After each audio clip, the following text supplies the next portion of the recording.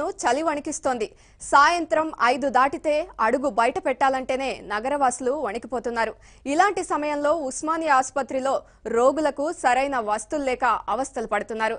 కావలసినన్ని పడకలు లేక నేల మీదే పడుకుని చికిత్స చేయించుకోవాల్సిన దుస్థితి ఏబిఎన్ విజిట్ లో బయటపడింది. మీరే చూడండి. చలి పంజా విసురుతుంది. దాంతో పాటుగా ఉస్మానియా కానివ్వండి, అటు గాంధీ కానివ్వండి, పేట్ల బుర్జ్ హాస్పిటల్లో కానివ్వండి, ఎక్కడా కూడా రోగులకు మాత్రం సరైన సౌకర్యాలు గుట్టమిట్టాడుతున్నారు. ముఖ్యంగా చూసుకున్నట్లయితే వివిధ ప్రాంతాల నుంచి వచ్చిన ఉస్మానియా హాస్పిటల్లో మనం ప్రస్తుతం రోగుల దగ్గర ఉన్నాము. ఇక్కడ చూసుకున్నట్లయితే మనం ఎక్కడ ఒక్క బెడ్ మీద కూడా కనీసం బెడ్షీట్ ఇచ్చినట్టుగా లేదు. ఏదైతే గత 2 సంవత్సరాల నుంచి 3 సంవత్సరాల నుంచి పాలకులు ఏదైతే చెప్తున్నారో ప్రతిరోజు ఒక బెడ్షీట్ మార్చుకుంటాము, గ్రీన్, ఎల్లో, పింక్, ఏదో ఇంద్రధనుసు లాగా ప్రతి ఒక్క బెడ్షీట్ మార్చేసి వారానికి 7 బెడ్షీట్లు ఇస్తామని చెప్పి ప్రామిస్ చేసిన ప్రభుత్వం కనీసం ఒక బెడ్కి ఒక్క బెడ్షీట్ కూడా ఇవ్వలేని పరిస్థితి కనిపిస్తూ ఉంది. మనం చూసుకున్నట్లయితే ఇక్కడ ఉన్న రోగులందరూ కూడా వారి ఇంటి నుంచి తీసుకొచ్చుకున్న బెడ్షీట్లు తప్ప మిగతాది గవర్నమెంట్ హాస్పిటల్ నుంచి కానీ గవర్నమెంట్ నుంచి వచ్చిన ఒక్క బెడ్షీట్ కూడా కనిపించట్లేదు. మనతో పాటు కొంతమంది రోగులు ఉన్నారు. వీరు ఎప్పటి నుంచి వచ్చారు, ఎక్కడి నుంచి వచ్చారు? మీరు ఎక్కడి నుంచి వచ్చారమ్మా? ఎన్ని రోజులు జాయిన్ అయ్యి హాస్పిటల్లో? సాటర్డే జాయిన్ అయినా, 5 days అవుతుంది. సో 5 days నుంచి బెడ్ దొరికిందా మీకు? దొరికింది. మరి బెడ్ ఇచ్చిన కనీసం ఒక బెడ్షీట్ కూడా ఇవ్వలేదు. ఎందుకని అడిగారా మీరు? బెడ్షీట్ అడగలే, ఇవ్వలేదు వాళ్ళు. మీరు చెప్పండి, బెడ్షీట్ ఏమైనా అడిగారా? ఇచ్చారా? అడగలేదు. ఇచ్చారు. అంటే మీరు ఎందుకని మరి గవర్నమెంట్ హాస్పిటల్లో బెడ్షీట్స్ ఉంటాయని ధైర్యం లేక, లేదంటే మీరు ఎందుకు తెచ్చుకున్నారు? మీ ఇంటి దగ్గర తెచ్చుకున్నారా? ఇంటి దగ్గర నుండి తెచ్చుకున్నాను. పేషెంట్స్ ఎక్కువ అవుతున్నారు. అన్ని ఫ్లోర్ బెడ్స్ వేసాము. చూడండి మీరు ఒకసారి, వార్డు మొత్తం ఫుల్ కింద ఉన్న వాళ్ళంతా పేషెంట్సే. బెడ్స్ మీద ఉన్న వాళ్ళు కాక కిందంతా పేషెంట్స్ ఉన్నారు. బెడ్స్ చాలా తక్కువ ఉంటున్నాయి. అంటే పేషెంట్స్ రావడం ఎక్కువైపోయింది. మందులు అయితే సఫిషియెంట్గా ఉంటున్నాయి, కానీ పేషెంట్స్కి మేము చలికాలంలో కూడా కింద పడుకోబెట్టాల్సి వస్తుంది. అదే మా పరిస్థితి ఇప్పుడు. పేషెంట్లు అందరూ హాస్పిటల్లో కిటకిటలాడుతున్నారు. చలికితో చాలా ఇబ్బందిగా ఉన్నారు. వాళ్ళు కింద పడుకోలేకపోతున్నారు చలికి. ఎన్ని బెడ్షీట్స్ వేసినా కానీ వాళ్ళకు సరిపోతలేవు అసలు. మందులు కానీ అన్నీ ఉన్నాయి, కానీ ఓన్లీ బెడ్స్ మాత్రం సరిపోవట్లేదు మాకు. అదే ఫుల్ అయిపోయింది హాస్పిటల్ అంతా. చలితోటి ప్రాబ్లం అవుతున్నది వాళ్ళకు. ఇంట్లో లేవు, డయాలసిస్ చేసిన వాళ్ళు కింద కూర్చోలేకపోతున్నారు. వాళ్ళకి బెడ్లు కూడా లేవు సార్. ఇక్కడ ఆరోగ్యం బాగాలేకని వస్తే మొత్తం బాత్రూమ్ వాసన, అసలు ఇంకా ఆరోగ్యాలు పాడైపోతున్నాయి తప్ప ఇక్కడ అసలు ఆరోగ్యాలు నీట్గా అయ్యేటట్టు లేవు. మీరు చూసుకున్నట్లయితే ఇక్కడ చూసుకున్నట్టు చలి ఎక్కువ ఉంది కదా, 2-3 రోజులు చూసుకున్నట్లయితే ఉంది. మీకు కనీసం ఇక్కడ మీకు బెడ్షీట్ మీద చూసుకుంటే ఇది ఆల్రెడీ చల్లగా ఉంటుంది, కనీసం బెడ్షీట్స్ కూడా మీకు ఇవ్వలేదా? ఇవ్వలేదు సార్, అసలు బెడ్షీట్ కూడా ఇవ్వలేదు. పేషెంట్ అదేంటి డయాలసిస్ చేసుకుని పేషెంట్ వస్తే కూడా అసలు రెస్పాన్స్ కూడా లేదు. ఇంట్లో ఎక్కడో పండబెట్టుకోరని చెప్పేస్తున్నారు. पेशेंट आप पूरे नीचे है, बहुत प्रॉब्लम हो रहा है. टॉयलेट के लिए तो बहुत टोटली प्रॉब्लम है. पेशेंट को चलने नहीं आता, जाने नहीं आता. दूर दूर तक टॉयलेट नहीं है यहाँ पे. है भी तो नीटनेस नहीं है, पूरा गंदा है. और बहुत टॉयलेट का तो बहुत टू मच प्रॉब्लम है. और पेशेंटों को बेड भी नहीं है यहाँ पे. ना होने के लिए फैसिलिटीज़ है, ना बेडशीट के लिए है. पूरा टॉयलेट बाद में पेशेंट पूरा नीचे सो रहा है. बेड का बहुत प्रॉब्लम है इधर. 1 week అవుతుంది మేడం సార్. ఈమెకు కొంచెం కాళ్ళ నొప్పులు ఉన్నాయి. మెయిన్ ప్రాబ్లం ఏంటంటే ఇక్కడ బెడ్స్ లేవు, చాలా మంది కింద పడుకున్నారు చల్లగా. ఇక్కడ ఉన్న వాళ్ళకి ఇంకా రోగాలు ఉన్నాయంటే మళ్ళీ ఇలా చల్లగా కింద పడుకుంటే ఇంకా వాళ్ళ పరిస్థితి ఏమవుతుంది ఏంటిది అని అడుగుతున్నాం. నాకు ఇంకా హాస్పిటల్లో కొంచెం బెడ్లు పెంచితే అందరికి పేషెంట్లకు కూడా మంచిగా ఉంటుంది, వచ్చిన వాళ్ళు కూడా మంచిగా పోతారు. ఇక్కడ ఏమవుతుందంటే ప్రాబ్లము, పేషెంట్లు ఉన్న వాళ్ళు మంచిగా అయిపోయి వెళ్ళిపోతున్నారు. వాళ్ళ దిక్కలు కూర్చున్న వాళ్ళకి ఏమైతే వాళ్ళు పేషెంట్లు అయిపోతున్నారు. మెయిన్ థింగ్ ఇది కొంచెం క్లీన్గా ఉంటే అదే అయిపోతుంది ప్రాబ్లం. మెయిన్ థింగ్ ఏంటంటే ఇక్కడ ఉన్న వాళ్ళకు కొంచెం వాళ్ళకి మంచిగా చూసినా, ఇక్కడ కొంచెం నీట్నెస్ ఉన్న వాళ్ళకి బాగుంటుంది, ఇక్కడ ఉన్న వాళ్ళు కూడా మంచిగా వచ్చేస్తారు. సో ప్రాబ్లం అది. कल मरने का आज ही मर जाएंगे तो क्या करते, ये बोलना है मेरा. खाली पलंग होना, पलंग नहीं है तो फिर कम से कम केसीआर ने बोला था अभी उस्मानिया जनरल हॉस्पिटल बड़ा हो गया, उसके अंदर बहुत कुछ हो गया. अभी कुछ भी नहीं है यहाँ. तो हम भी कभी नहीं आते इधर आए, बहुत दवाखाने घूमने के बाद. సమయానికి వైద్యం అందుతున్నా కూడా కానీ సౌకర్యాలు లేమితో మాత్రం ఉస్మానియా హాస్పిటల్లో కొట్టుమిట్టాడుతుందని చెప్పొచ్చు. ఒక బ్లాక్లో అయితే కొత్తగా ఏర్పాటు చేసిన బ్లాక్లో బెడ్స్ అన్ని అవైలబుల్ ఉన్నా కూడా కనీసం ఇక్కడ బెడ్షీట్స్లో, మరొక బ్లాక్లో చూసుకున్నట్లయితే పేషెంట్స్ తోటి దాదాపుగా 50 మంది బట్టే పేషెంట్స్ తోటి 100 మంది రావడంతో, అలా ఒక పక్క చలి తీవ్రత కానివ్వండి, రోగాలు బారిన పడిన జనాలు ఎక్కువ కావడంతో కనీసం బెడ్స్ కూడా దొరకట్లేదని చెప్పేసి వాళ్ళందరినీ కూడా నేల మీద పడుకోబెట్టి వైద్యం చేస్తూ ఉన్నారు. కనీసం బాత్రూమ్స్ కూడా సరిగా లేవు. వచ్చిన వాళ్ళందరినీ కూడా పడుకోబెట్టడానికి బెడ్షీట్స్ లేక స్ట్రెచర్స్ని బెడ్గా వాడుతున్న పరిస్థితి మనకు కనిపిస్తూ ఉంది. దాంతోపాటుగా ప్రతి ఒక్కరూ కూడా మినిమం చలికాలంలో దుప్పట్లు ఏర్పాటు చేయాలని చెప్పేసి కూడా ఇక్కడ ఉన్న వాళ్ళందరూ కూడా కోరుతూ ఉన్న పరిస్థితి.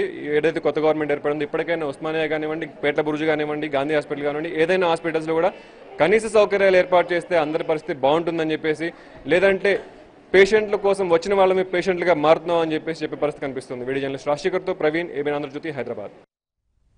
ఇక ఇదే విషయంపై ఉస్మానియా ఆసుపత్రి సూపరింటెండెంట్ నరేంద్ర ఏమంటున్నారో చూడండి. ఉస్మానియా హాస్పిటల్ కావచ్చు, పేట్ల బుర్జు కావచ్చు, గాంధీ కానీ, నీలోఫర్ కానీ, వీటన్నిటిలో కూడా చలిగాల తీవ్రతతోటి రోగులు చాలా తీవ్ర ఇబ్బందులు పడుతున్నారు. వాళ్ళకి సరైన దుప్పట్లు కానివ్వండి, బెడ్లు కానీ సప్లై సరిపోవట్లేదని చెప్పేసి చాలా వరకు కూడా సమస్యలు ఉత్పన్నమవుతున్నాయని చెప్పేసి చెప్తున్నారు. వీటి మీద స్పందించడానికి ఉస్మానియా సూపరింటెండెంట్ నాగేంద్ర గారు మనతో పాటు ఉన్నారు. వారిని అడిగి తెలుసుకుందాం. సార్ చెప్పండి, ఎలా ఉన్నాయి సార్? రోగులు తాగిడి పెరిగింది, దాంతోపాటుగా కంప్లైంట్స్ కూడా చాలా వస్తున్నాయి.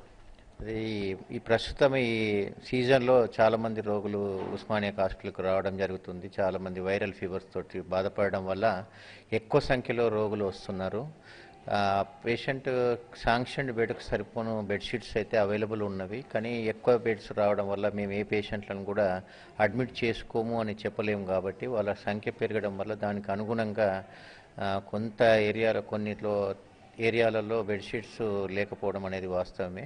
బట్ దీనికి కూడా టీఎస్ఎంఐడిసికి ఇండెంట్ పెట్టేసి దాని బెడ్షీట్లు ప్రొక్యూర్ చేయడానికి ప్రయత్నం చేస్తున్నాము. 1-2 డేస్లో వాళ్ళ బెడ్షీట్లకు కూడా కొరత లేకుండా మేము చూసుకోవడానికి ప్రయత్నం చేస్తాం. అంటే అసలే రోగాల బారిన పడేసి ఇక్కడికి వస్తూ ఉంటారు. వాళ్ళతో పాటు చూసుకున్నట్లయితే ఇప్పుడు చాలా మంది ఆరోగ్యంగా ఉన్న వాళ్ళు ఈ చలికి ఇంట్లో నుంచి బయటకు రాని పరిస్థితి. అటువంటి పరిస్థితుల్లో ఇక్కడ ఒక వైద్యం కోసం వచ్చిన వాళ్ళు కనీసం వస్తువులు లేక ఇబ్బంది పడుతున్నారు. దాంతోపాటుగా మీరు మనం గవర్నమెంట్ గత 2 సంవత్సరాల నుంచి చెప్పుకున్నట్టయితే కలర్ బెడ్షీట్స్ వస్తాయని చెప్పేసి చెప్తున్నారు. కానీ బెడ్స్ అన్నీ కూడా కనీసం ఒక్క బెడ్షీట్తో కూడా ఫిల్ అవ్వాలని పరిస్థితి ఉంది. సో దాంతో కొంతమంది మీరు చెప్తున్న లెక్కగా ప్రకారం చూసుకున్నట్లయితే బెడ్షీట్స్ ఉన్నాయి కానీ ఇవ్వట్లేదు అని చెప్పేసి కూడా చెప్తున్నారు. వచ్చిన వాళ్ళని కనీసం అడగట్లేదని కూడా హెడ్ నర్సులు కానివ్వండి, నర్సులు కానివ్వండి కంప్లైంట్స్ వస్తూ ఉన్నాయి. దాని మీద ఈ మధ్యకాలంలో నా దృష్టికి వస్తే నర్సింగ్ సూపరింటెండెంట్ ద్వారా స్ట్రిక్ట్గా వార్డ్ సిస్టర్లకు ఇన్స్ట్రక్షన్స్ ఇవ్వడం జరిగింది.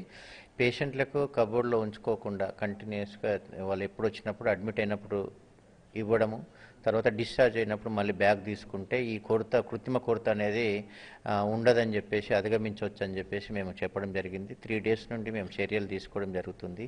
ఇది ఎఫెక్ట్ అవ్వడానికి ఒక 1 వీక్ పడుతుంది. 1 వీక్ లోపల everything will be stream lined. And ఒక పక్క చూసుకున్నట్లయితే మల్టిపుల్ ఎంట్రీస్ సెక్యూరిటీ పరంగా కూడా తక్కువగా ఉంటుంది. ఎందుకంటే దాదాపుగా చూసుకున్నట్లయితే హెడ్ నర్సులు చెప్పడం ఏంటంటే ఉన్న బ్లాంకెట్స్ ఇచ్చినా కూడా పేషెంట్స్ డిశ్చార్జ్ అయ్యేటప్పుడు ఆ బ్లాంకెట్స్ తీసుకెళ్ళిపోతున్నారని చెప్పేసి కూడా ఉంది. సో వాటిని ఎలా కాపాడుతారు, సెక్యూరిటీ ఎలా పెంచుదాం అనుకుంటున్నారు? ఈ మెయిన్ ప్రాబ్లమ్ అదే అవుతుంది. మధ్యాహ్నం సాయంత్రం పేషెంట్లు డిశ్చార్జ్ అయ్యేటప్పుడు బెడ్షీట్స్ తీసుకుపోతున్నాం అనే ప్రధానమైన ఆరోపణ వాస్తవం ప్రకారము ఈ హెడ్ నర్సెస్ మార్నింగ్ టైము ఇవ్వడానికి చాలా సందేహిస్తున్నారు. దానికి కూడా మేము కొత్తగా కొంతమంది స్టాఫ్లతో వాళ్ళని సెక్యూరిటీ సిస్టమ్ వాళ్ళకు కూడా చెప్తున్నాం. ఏంటంటే బెడ్షీట్లు సాయంత్రం పూట మీరు కలెక్ట్ చేసుకొని మార్నింగ్ సిస్టర్లకు హ్యాండ్ ఓవర్ చేయమని. దానివల్ల కూడా కొంచెము స్ట్రీమ్ లైన్ చేయడానికి ప్రయత్నాలు చేస్తున్నాం. సో ఓవరాల్గా చూసుకున్నట్లయితే ఓపీ బ్లాక్ కానివ్వండి, అడ్మిన్ బ్లాక్ కానివ్వండి, ఏ బ్లాక్లో చూసుకున్నా కూడా పేషెంట్స్ అంతా కూడా నిండుకుండలాగా ఉందన్నమాట. ఎక్కడ చూసుకున్నా కూడా బెడ్స్ అన్ని ఫిల్ అయిపోయి కింద గ్రౌండ్ మీద కూడా వైద్యం చికిత్స తీసుకోవాల్సిన అవసరం ఉంది. సో ఏంటి ఫ్యూచర్లో ఎక్స్పాండ్ చేయవచ్చా, బెడ్స్ పెంచే అవకాశం ఉంది? యాక్చువల్లీ ఇది 1168 బెడ్స్ స్ట్రెంత్ తోటి శాంక్షన్ స్ట్రెంత్ తోటి ఉస్మానియా హాస్పిటల్ ఉంది. దీనిలో 1385 అని కొత్త డిపార్ట్మెంట్లు కొత్త యూనిట్లు రావడం వల్ల బెడ్స్ పెంచడం జరిగింది. ఇంకా యాక్చువల్లీ ఇది 2000 పడకలకు అప్గ్రేడ్ చేయడానికి ప్రభుత్వం కూడా గౌరవ ముఖ్యమంత్రి కేసీఆర్ గారు, లక్ష్మారెడ్డి గారు ప్రయత్నాలు చేసి 2000 బెడ్స్కి పెంచుతామని చేశారు. అది మన డిమాండ్కు సరిపోను 2000 బెడ్స్ అవ్వాల్సినటువంటి అవసరం ఉన్నది. దాంతో మనము ఈ కొరతను అనేది ఈ ఫ్లోర్ బెడ్స్ అనేది అది మన నివారించవచ్చు. రెండోది పాత బిల్డింగ్లో సెకండ్ ఫ్లోర్లో అన్సేఫ్ జోన్ అని చెప్పడం వల్ల వాటిని అడ్జస్ట్ చేయడం వల్లకి కొంచెం కంజెస్టెడ్ అయింది.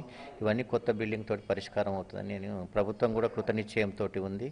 ఈ కొత్త గవర్నమెంట్లో గౌరవ ముఖ్యమంత్రి గారు చొరవ తీసుకొని, హెల్త్ మినిస్టర్ గారికి చొరవ తీసుకొని కొత్త బిల్డింగ్ వచ్చేందుకు ప్రయత్నం చేస్తారని చెప్పి ఆశిస్తున్నాను.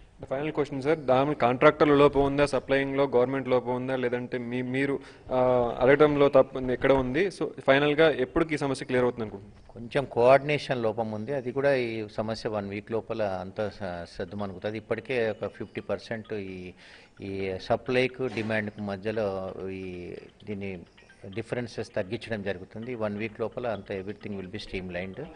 టీఎస్ఎంఐడిసి కూడా మేము లెటర్ రాశాము. కొన్ని ఎక్కువ బెడ్షీట్లు అంటే ఎందుకంటే సీజన్ పెరుగుతుంది కాబట్టి ఎక్కువ బెడ్షీట్లు కావాలని చెప్పేసి టీఎస్ఎంఐడిసి కూడా అడగడం జరిగింది.